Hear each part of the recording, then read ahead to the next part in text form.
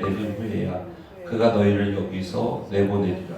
그가 너희를 내보낼 때에는 여기서 반드시 다 쫓아내리니 백성에게 말하여 사람들에게 각기 이웃들에게 응급 회물을 구하게 하라 하시더니 여호와께서 그 백성으로 애굽 사람의 은혜를 받게 하셨고 또 그 사람 모세는 애굽 땅에 있는 바로의 신하와 백성의 눈에 아주 위대하게 보였더라. 모세가 바로에게 이르되 여호와께서 이와 같이 말씀하시기를 밤중에 내가 애굽 가운데로 들어가리니 애굽 땅에 있는 모든 처음 난 것은 왕위에 앉아 있는 바로의 장자로부터 맷돌 뒤에 있는 몸종의 장자와 모든 가축의 처음 난 것까지 죽으리니 애굽 온 땅에 전무후무한 큰 부르짖음이 있으리라. 그러나 이스라엘 자손에게는 사람에게나 짐승에게나 개 한 마리도 그 혀를 움직이지 아니하리니 여호와께서 애굽 사람과 이스라엘 사이를 구별하는 줄을 너희가 알리라 하셨나니 왕의 이 모든 신하가 내게 내려와 내게 절하며 이르기를 너와 너를 따르는 온 백성은 나가라 한 후에야 내가 나가리라 하고 심히 노하여 바로에게서 나오니라. 여호와께서 모세에게 이르시기를 바로가 너희의 말을 듣지 아니하리라.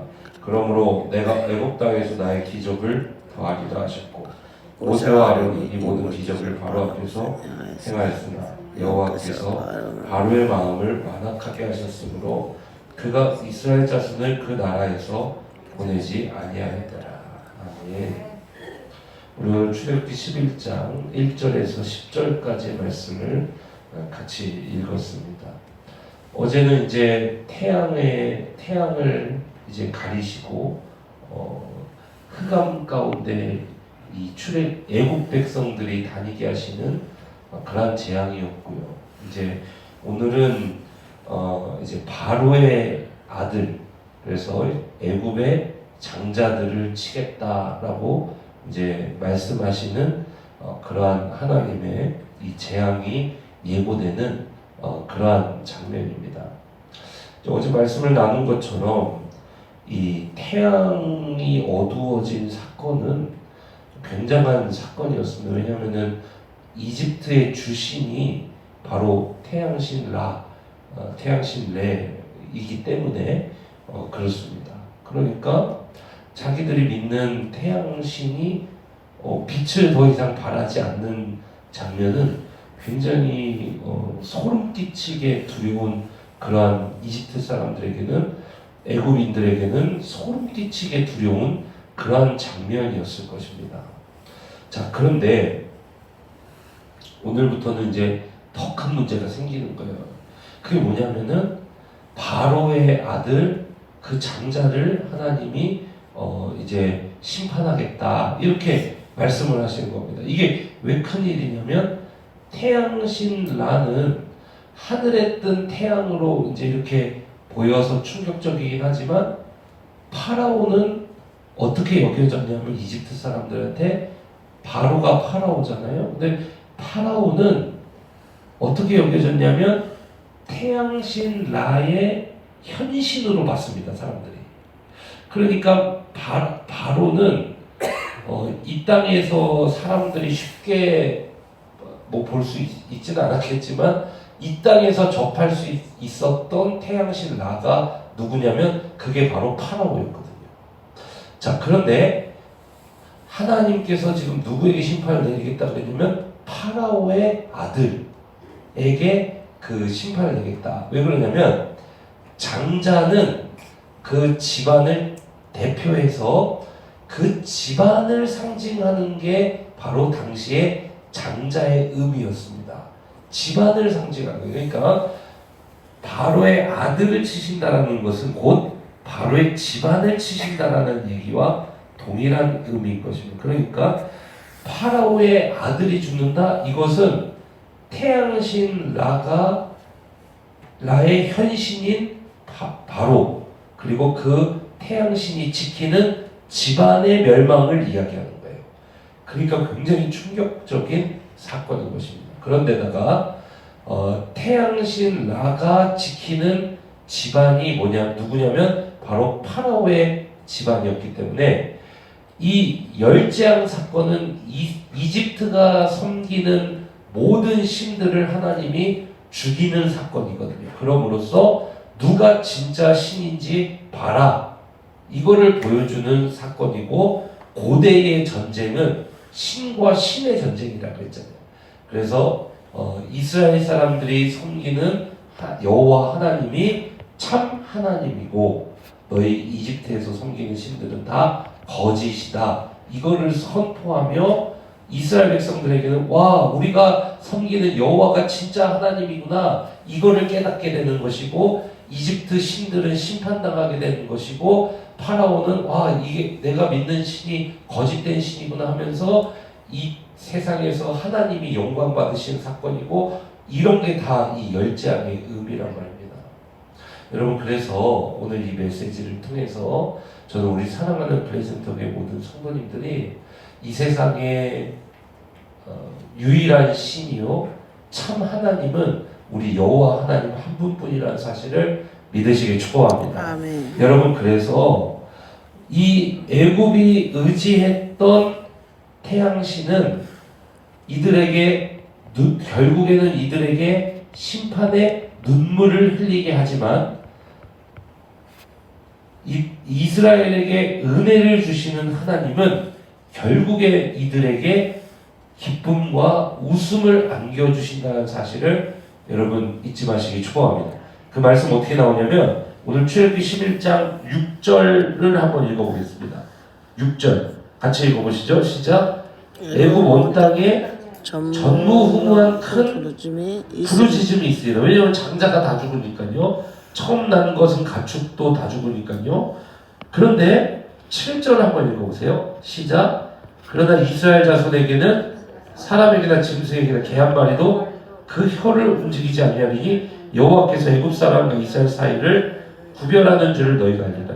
자, 6절을 보면은 이들이 보호해준다라고 믿었던 태양신 레는 오히려 이들에게 결국에는 뭐를 주냐? 패배하여서 목에 잘려서 이들에게 눈물을 주는데, 7절에 보니까 이스라엘 포로들이 믿고 있던 하나님은 이들에게 뭐를 주느냐?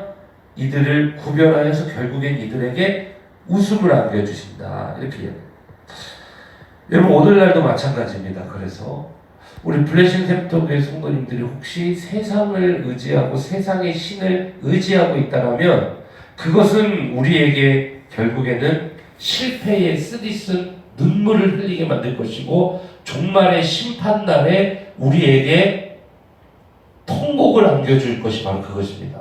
그러나 여러분들이 이 세상의 유일한 신은 하나님 한 분뿐이요 다른 것은 모두 우상일 뿐이며, 이 세상의 유일한 주인은 하나님이시요 유일한 왕은 예수 그리스도시요, 지금도 그 하나님 예수님 성령님이 그 한 분 하나님이 우리 안에서 살아가시고 우리를 통치하시는 하나님이심을 여러분이 신앙 고백하신다면 여러분은 종말의 심판의 날에 여러분은 큰 웃음을 받게 될 줄로 믿습니다.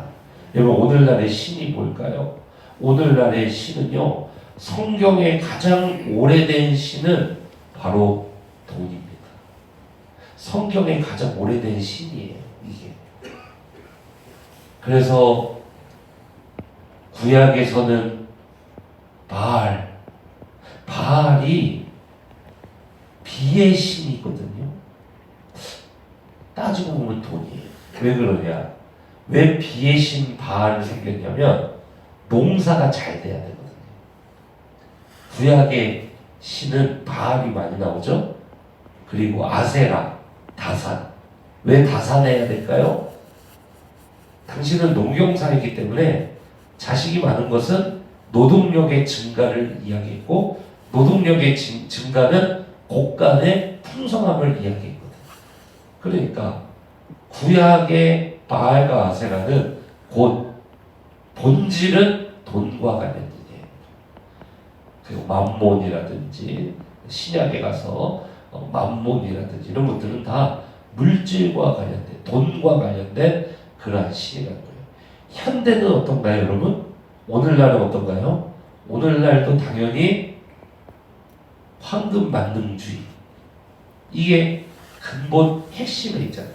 지금 우리가 살아가는 이 시대가 어떤 사상을 따르죠?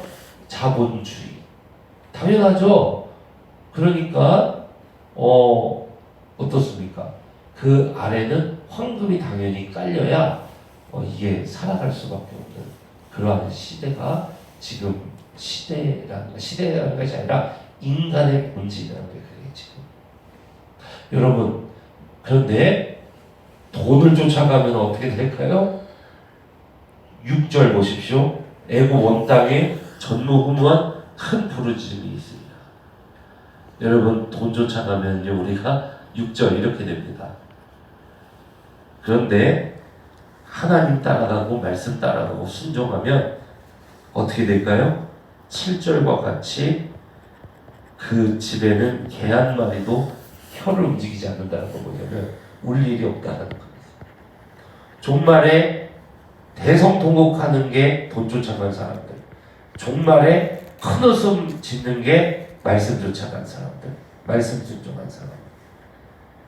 사랑하는 성도 여러분, 저는 우리 사랑하는 모든 블레싱 샘터교회 성도님들이 종말의 심판의 날에 대성통곡하는 가정이 아니라 큰 웃음 지으며 천국에서 다시 만나고 얼싸안고 큰 웃음 짓는 그러한 가정, 그러한 가문 다 되시기를 주님의 이름으로 축원합니다. 아멘. 말씀 따라가요. 그래서 태양신 레는 이들에게 대성통곡하게 하고 하나님은 이들에게 큰 웃음 짓게 하셨다. 그런데 거기에 그것만 있느냐? 말씀 따라가면 아니요. 보너스도 있어요. 보너스. 같이 한번 읽어볼까요? 2절 같이 한번 읽어보시죠. 2절 3절 시작. 백성에게 말하여 사람들에게 각기 이웃들에게 응급회복을 구하게 하라 하시더니 여호와께서 그 백성으로 애굽 사람의 은혜를 받게 하셨고 또 그 사람 모세는 애굽 땅에 있는 바로의 신하와 백성의 눈에 아주 위대하게 보였다. 아브라함이 이집트에 내려갔다가 다시 나올 때 부자가 돼서 나왔잖아요. 그런 게 보너스거든요. 근데 출애굽기 11장 2절 3절에 보면 하나님이 그 땅에 재물을 붙여주셔서 그걸 들고 나오게 해요. 왜 그러냐면 이 사람들이 이제 새롭게 시작할 사람들이잖아요. 그래서 이걸 가지고 광야에서 하나님 앞에 제사도 드리고 그리고 앞으로 들어갈 땅에서 그렇게 사용하게 하시려고 이런 것들을 가지고 나오게 하십니다. 그러니까 이거를 이제 출애굽기를 전쟁으로 본다면 전리품 같은 것이죠. 사랑하는 성도 여러분, 말씀을 맺으면서요.